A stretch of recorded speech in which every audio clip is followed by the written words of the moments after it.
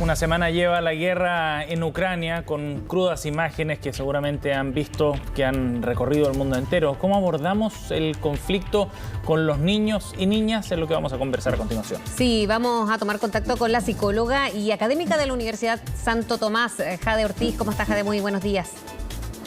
Muy buenos días. Gracias Aquí por el contacto, estamos, Jade, muy bien. amable. Bien, nos hacíamos esa pregunta porque, claro, a la distancia lo que más podemos ver o son imágenes que son bien brutales, impactantes muchas veces. Y los niños a la lejanía también quizás no dimensionan este nivel de violencia, destrucción, de niños como ellos, no pueden naturalizar situaciones como esa.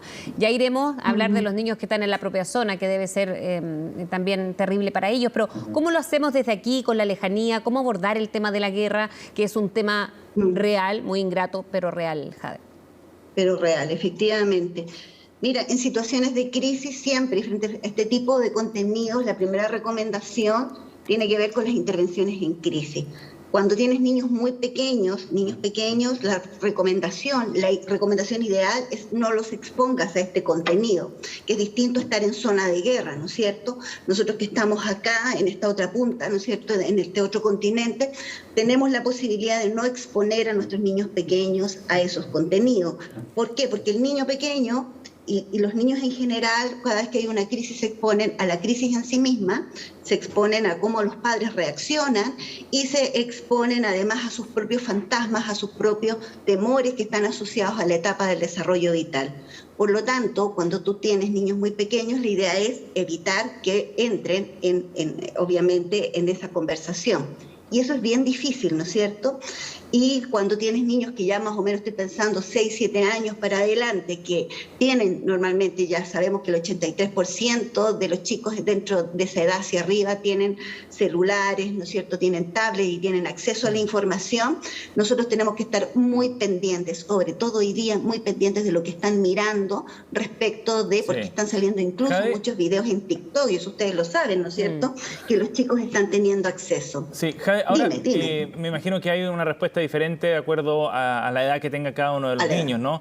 Pero en términos generales, y luego tú puedes ir desglosándolo quizás o separándolo por edad, hay que aislarlos de toda esta información, aislarlos del contexto de lo que está ocurriendo, o bien explicarlos y darle algún sentido a la información que por otras fuentes, como decías tú, puede llegar, porque ya sea por el celular, que ven un video en TikTok, aquellos que lo tengan, o bien por el amigo que escuchó por ahí algo sobre una guerra y se pueden malinterpretar todas esas cosas. Entonces, por eso te pregunto cuál es la estrategia que deberían seguir los padres.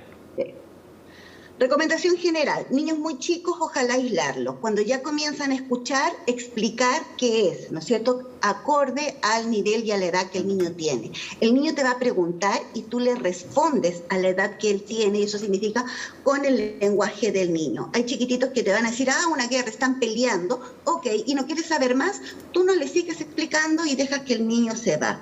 Después los que están más grandes te van a preguntar, bueno, ¿por qué están peleando? ¿Por qué reaccionan? ¿Por qué están reaccionando de esta manera? ¿Por qué están matando gente? Entonces tú desde ahí tienes que explicar que muchas veces, ¿no es cierto?, las personas actúan, ¿no es cierto?, de esta manera frente a los conflictos, que no es la manera adecuada.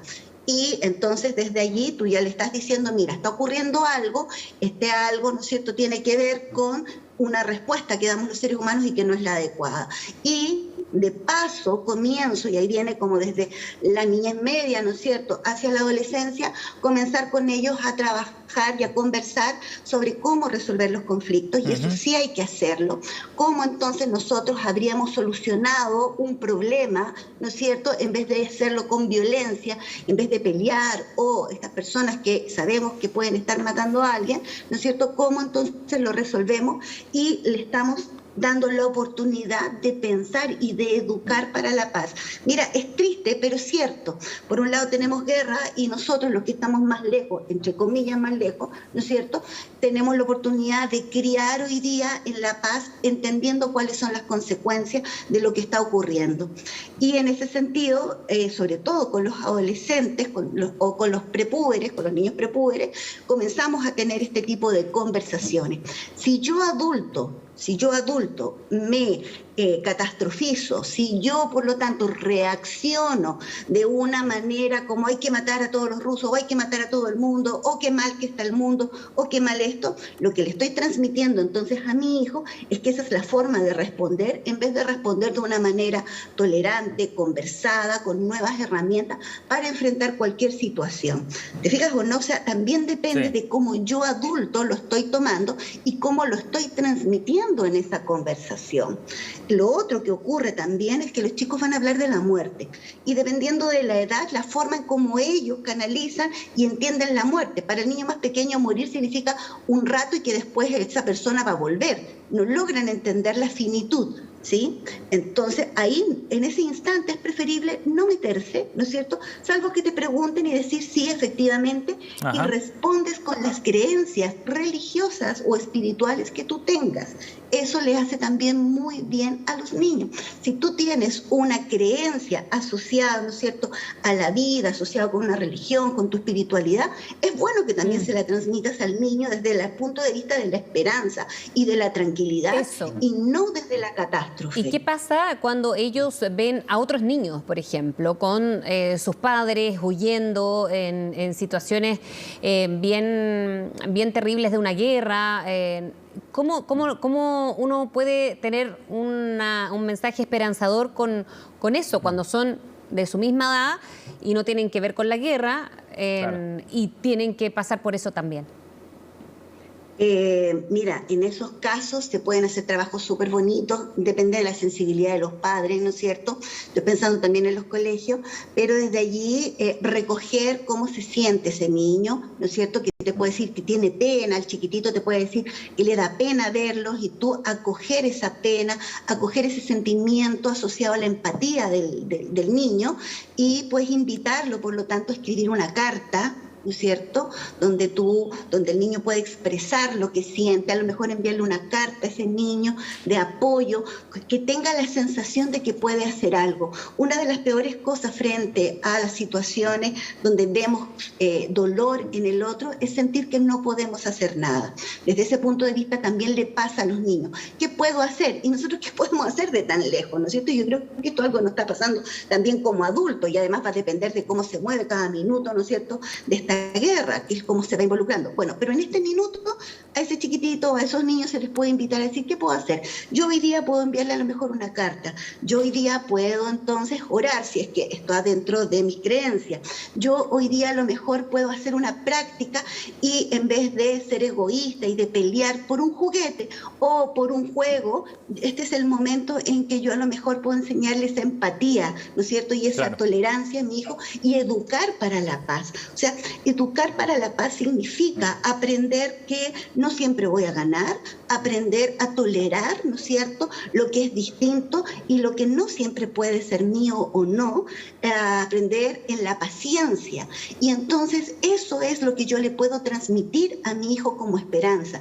Esas cosas que pasan en un lugar no tienen que pasar en el otro, en la medida que cada uno de nosotros hace algo para la paz. Y los niños pueden hacer muchas cosas. Cuando no molestas o no molestamos, cuando si alguien está molestando en tu curso a alguien, entonces tú decís no, parar eso. ¿Te fijas o no? Sí. O sea, son pequeñas acciones que frente a un terremoto tan grande como el que tenemos, ¿no es cierto?, con Ucrania, y que sabemos y estamos todos, ¿no es cierto?, en tono de alerta de lo que va a ocurrir, porque de ahí para adelante, ¿no es cierto?, corre el resto del mundo. Pero hoy día, nosotros estando desde acá en esta posición, hoy día triste pero privilegiada de no estar en las zonas de guerra, ¿no es cierto?, o cercana, podemos construir y podemos hacer una apuesta por la paz. Y con una eso serie significa la crianza. Claro, con una serie de actividades o actitudes más bien cotidianas que permiten darle también un cauce a la información que está llegando desde Ucrania. Jade, muchas gracias por conversar con nosotros esta mañana, muy amable. Gracias, Jade. Gracias a ustedes, que tengan un buen día. Igual. Nos vemos. Chao.